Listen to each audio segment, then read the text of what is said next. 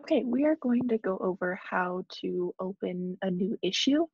So for this instance, I want to open an issue in the GitLab tool training project. So I'm already in this project, and then you go over to issues here on the left-hand side. You can click on it. This is a new project, so there aren't any issues created here yet. So we'll just click this green new issue button. If there were already issues in this project, they'd be kind of in a like list format here, and then the green new issue button would be over here in the top right. But since this is the first issue, this is what it looks like. And this gives you kind of a little background on what issues are used for. So this is helpful to know what you can create an issue for, but we're going to go ahead and click this green new issue button, and it will pop up like this. So for this issue, we're going to title it GitLab 101. This is an issue. And then in the description, this is where you can put any sort of content. So I'm just going to put like different types of things you can put in here. So you can put content here. You can see you can also attach a file if you want to attach or like insert a photo or something like that. You can, let's see, you can add links to relevant pages like, let's see. So you can click this add link button, and then this is what we'll link is learning and development. And then we'll put the link to the learning and development page here where it says URL in between the parentheses, and that will link it. So you can add links to relevant pages.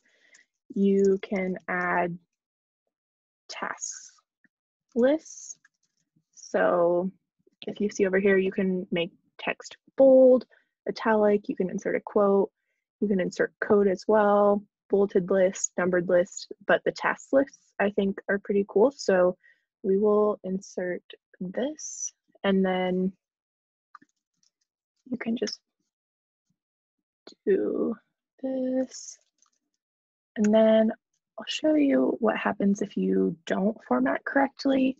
So say I'm just typing, so you see these are different. The first two are correct and the last one is incorrect format.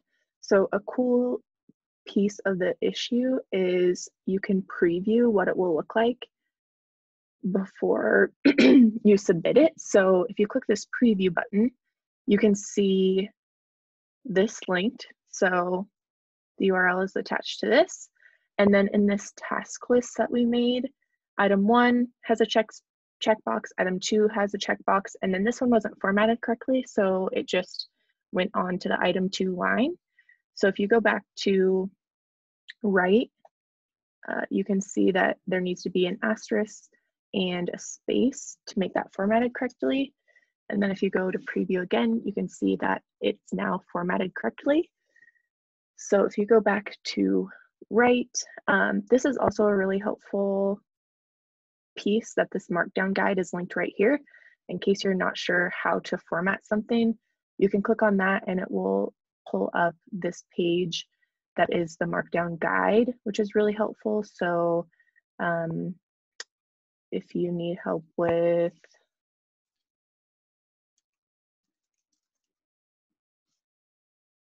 like different types of text, like bold and things like that, although in an issue, you could just, for example, highlight this and click bold, and it would make this text bold.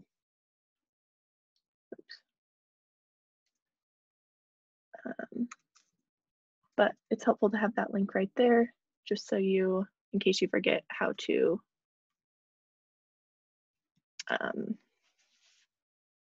format something. So let's see, you can make an issue confidential, although just know that if you do make an issue confidential, that it will be confidential inside GitLab, unless, so like if I were to make this confidential, anyone at GitLab could still find it. It's just people outside of GitLab wouldn't be able to see it. So just keep that in mind. And then Assignee, you can assign it to different people. So you can also click Assign to Me. And then you can set up milestones and labels. So we have a label for learning and development, so I can add that here. You can enter a weight, and then you can also select a due date, which can be helpful if you're wanting to stay on track with a project. And once you have all of this filled in how you want it, you can go ahead and click Submit Issue.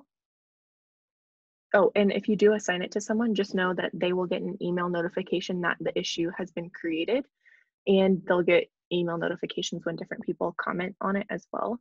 So I will submit this issue, and you can see what it looks like once it is submitted. So it looks like it did when it was in preview mode, and I misspelled this, which is actually good because I can show you how you can edit it. So you just click this little pencil in the corner, and you can go in and edit that to make it correct.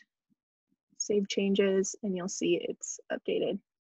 And you could also edit this if you find out you have more items to add to your task list. You can do that, and you can see that it's in the history here that I changed the title. You can also write comments. You can go ahead and assign it to more people if you would like. Over here on the side, you can add in a due date if you didn't. You can change the confidentiality of it. And you can also write comments here. And in the comments, you can tag other team members. So if I want to tag Carol so that her attention is here as well, or if I'm like, hey, Carol, can you review this and let me know what you think? Different things like that. So that's what issue looks like. And then as you're going through, you can check off different items from your task list that you have on here, and you can see here it will show when things like that are completed. And if you complete all the tasks on the list and everything in the issue is done, you can close the issue as well. For the sake of this issue, I'm not going to close it right now, but just so you can see that. And then if you want to link additional issues to this, if there are, if you're working on a bigger project and you have different issues for different steps of it, you might want to link issues. So you can click this plus button here. And then if we had another issue, we could go to it and copy the URL like this, and then just like paste it in here and then click add. And then it would be easy to reference between the issues because you have them all linked together.